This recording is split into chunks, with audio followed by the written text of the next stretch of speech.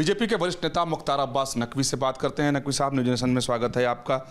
कर्नाटक की राजनीति आपके हाथ से निकल गई, अब कांग्रेस वहां पूर्ण बहुमत से है, लेकिन देखने में आ रहा है कि नेता चुनने में ही परेशानी उन लोगों को हो रही है। भैया, अब उनको जनता ने जनादेश दिया है, अब वो नेता चुने या नेता जो है नियुक्त करें, ये उनके ऊपर निर्भर करता है।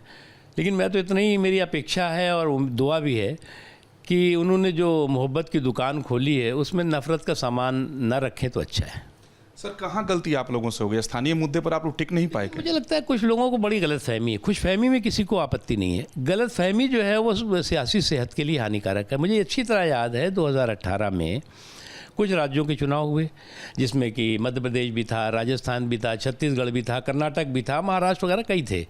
कई राज्यों में विपक्ष का प्रदर्शन बहुत अच्छा रहा। उसके बाद जो है वो तमाम महान विश्लेषक लोगों ने कहा कि मोदी जी की उल्टी गिनती शुरू। अब ये मोदी जी की उल्टी गिनती लगाने में लगे रहे और जनता जो है वो मोदी जी की सीधी गिनती में डटी रही, और जिसका नतीजा हुआ कि जो बीजेपी को 282-83 सीटें थी वो जनता ने सीधी गिनती करके उसको 303 से ऊपर कर दिया।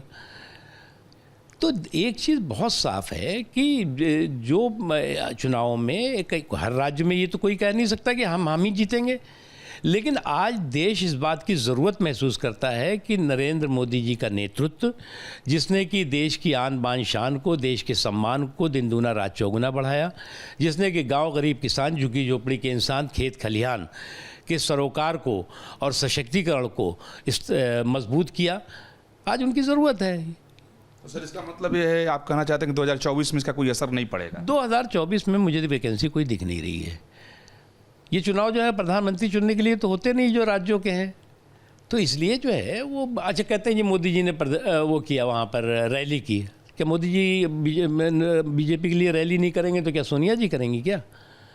अरे भाई, सोनिया जी या जो उनके थी क्या पुत्र राहुल जी या प्रियंका गांधी जी या जो भी थे वो कर रहे थे। हमारे यहाँ अमित शाह जी कर रहे थे, और भी योगी आदित्यनाथ जी कर रहे थे, सभी लोग कर रहे थे मोदी जी के साथ। सर, हमने कहा कोई वैकेंसी 2024 नहीं, लेकिन शरद पवार जी काफ़ी अब मेहनत करते नजर आ रहे हैं कि विपक्षी एक चाप बने। देखो, मुझे तो इसीलिए कहा ना कि खुशफहमी में तो किसी को कोई आपत्ति नहीं है, उसको कोई टैक्स भी नहीं है, लेकिन गलत फहमी जो है वो सियासी सेहत के लिए हानिकारक होती है। इसलिए जो है वो खुशफहमी पाले रहें, लेकिन 2024 के लिए जो गलत फहमी है वो उसी तरह से धाराशायी होगी जो इनकी 2019 की थी। सर, मोदी सरकार का 9 साल का कार्यकाल पूरा हो रहा है, बीजेपी पूरे देश भर में आउटरीच प्रोग्राम चलाएगी, इसका क्या मकसद? जनता पार्टी जो हमने किया है, अपने रिपोर्ट कार्ड को, अपने लेखे जोखे को लेकर के समय समय पर हम जनता के बीच जाते रहे हैं और जनता को हम ये बताते रहे हैं कि ये हमने किया है, इसका आपको लाभ कितना हुआ है, कितना नहीं हुआ। ये एक लगातार प्रक्रिया है। बहुत धन्यवाद बात करने के लिए। प्रोड्यूसर अतुल राज के साथ विकास चंद्र, न्यूज नेशन, दिल्ली।